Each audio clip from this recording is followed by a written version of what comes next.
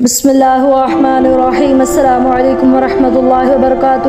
رسول اللہ صلی اللہ علیہ وسلم نے اللہ رب العزت کی عطا کا ایک نقشہ کھینچا ہے۔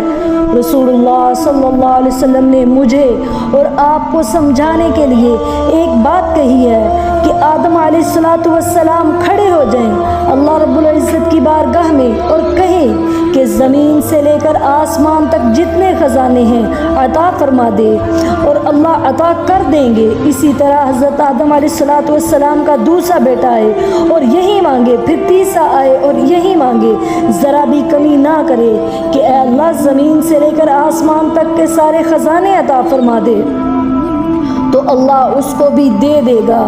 اور قیامت تک جو انسان آنے ہیں، ابھی تو زمین پر بسنے والے تقریباً 7 ارب انسان ہیں، اور قیامت تک پتہ نہیں کتنے آنے ہیں، یہ اللہ جانتا ہے۔ اگر یہ سارے کے سارے اللہ رب العزت سے یہی ڈیمانڈ کریں کہ اے اللہ زمین سے لے کر آسمان تک تیرے جتنے خزانے ہیں وہ سب مجھے ہی عطا کر دے، اور پھر اللہ رب العزت سب کو دیتا چلا جائے، یہ ساری بات سمجھانے کے بعد رسول اللہ صلی اللہ علیہ وسلم نے فرمایا کہ تم نے اپنے رب کو کیا سمجھا ہے کہ یہ سب آدم علیہ السلام کے بیٹوں کو زمین و آسمان کے خزانے دینے کے بعد تمہارے رب کے خزانوں میں اتنی کمی بھی نہیں آتی جتنی کہ اگر آپ سمندر کے کنارے کھڑے ہو کر ایک سوئی کو ڈبوئیں اور اس کو نکالیں تو اس کے جو اوپر کنارے پہ ایک قطرہ پانی کا آتا ہے، اتنے عظیم الشان سمندر میں سے ایک قطرہ پانی کی جو کمی ہے وہ کچھ نہیں محسوس ہوتا، اس کو نکالنے سے فرق نہیں پڑتا۔ تو اتنی کمی بھی اللہ کے خزانوں میں نہیں آتی۔ جب اللہ تعالیٰ انسان کو ان کے چاہے ساری انسانیت کو زمین و آسمان سے لے کر سارے خزانے عطا فرما دیں تو ایک قطرے سمندر کا جو پانی نکلا ہے اس کے برابر بھی اللہ کے خزانوں میں کمی نہیں آتی۔ سبحان اللہ۔ اس کے باوجود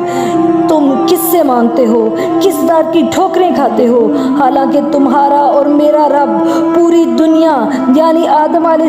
السلام کی اولاد کو سارے خزانے دینے کے باوجود خزانوں سے محروم نہیں ہے۔ کمی ہے تو میرے اور تمہارے مانگنے کی کمی ہے۔ اصل میں ہم نے دعا کو عبادت سمجھا ہی نہیں ہے، اور انبیاء اکرام علیہ السلام کی دعاؤں کے تذکرے آپ کے سامنے ہیں۔ لوگوں کے سامنے اگر انبیاء اکرام علیہ السلام کی دعاؤں کا تذکرہ کریں تو بعض لوگ کہتے ہیں کہ وہ تو بھائی نبی تھے، اللہ نے ان کی سننی تھی۔ چلیں یہ ایک پہلو بھی ہے، لیکن دوسرا پہلو آپ نے غور نہیں کیا کہ نبی کو بھی جب اولاد کی حاجت ہوئی، نبی صابر ہوتے ہیں، صبر اور شکر کے ساتھ زندگی گزارتے ہیں۔ حضرت زکریا علیہ السلام ایک عرصے سے اولاد کے بارے میں صبر کر رہے تھے نا، تو جب حضرت مریم علیہ السلام کے پاس انہوں نے بن موسم کے پھل دیکھے تو دل میں ایک آس جاگ اٹھی کہ میں بوڑھا ہوں، میری بیوی بانجھ ہے، مگر مریم کو بن موسم پھل مل سکتے ہیں تو مجھے اولاد کیوں نہیں؟ لیکن زبان پر الفاظ نہیں آتے تھے اس سے پہلے، اور پھر اچانک کہہ دیا رب لا تذرنی فردا وانت خیر الوارثین۔ منہ سے الفاظ نکل گئے، نبی ہیں، رسول ہیں، یہ اینگل تو مجھے اور آپ کو یاد ہے کہ ان کی سنی جانی ہے کیونکہ یہ گناہوں سے پاک ہیں، معصوم ہیں۔ لیکن دوسرا اینگل ہم بھول گئے کہ نبی بھی اگر اولاد مانگتا ہے تو کس سے مانگتا ہے؟ اللہ سے مانگتا ہے۔ نبی کو بھی اگر کچھ چاہیے تو وہ کس سے ملتا ہے؟ اسے اللہ سے مانگتا ہے اور اللہ سے ہی ملتا ہے۔ لیکن افسوس آج کسی کو مشکل کشا سمجھتے ہیں، کسی کو بگڑی بنانے والا کہتے ہیں، کسی کو اولادیں دینے والا کہتے ہیں، کسی کو رزق دینے والا کہتے ہیں، کسی کو بندشیں توڑنے والا کہتے ہیں۔ یا اللہ معاف کرے کیسے کیسے عقیدے بن گئے ہیں۔ خدا را دیکھیں کہ سب سے دنیا میں عظیم الشان جو ہستیاں ہیں وہ انبیاء اکرام علیہ السلام کی ہیں۔ اگر دیکھیں تو مچھلی کے پیٹ میں حضرت یونس علیہ السلام نے کس کو پکارا، اگر دیکھیں کہ حضرت ایوب علیہ السلام اتنا شدت کا بیمار رہے تو انہوں نے کس کو پکارا، دیکھیں کہ حضرت ابراہیم علیہ السلام آگ میں پھینکے گئے تو انہوں نے کس کو پکارا، حضرت زکریا علیہ السلام کی اولاد نہیں تھی تو انہوں نے کس کو پکارا، حضرت عیسیٰ علیہ السلام کو اس حد تک لوگوں نے تنگ کیا تو انہوں نے کس کو پکارا، ہر نبی نے اللہ کو پکارا۔ تو خدا را ہم تو انتہائی گناہ گار بندے ہیں، اللہ سے زیادہ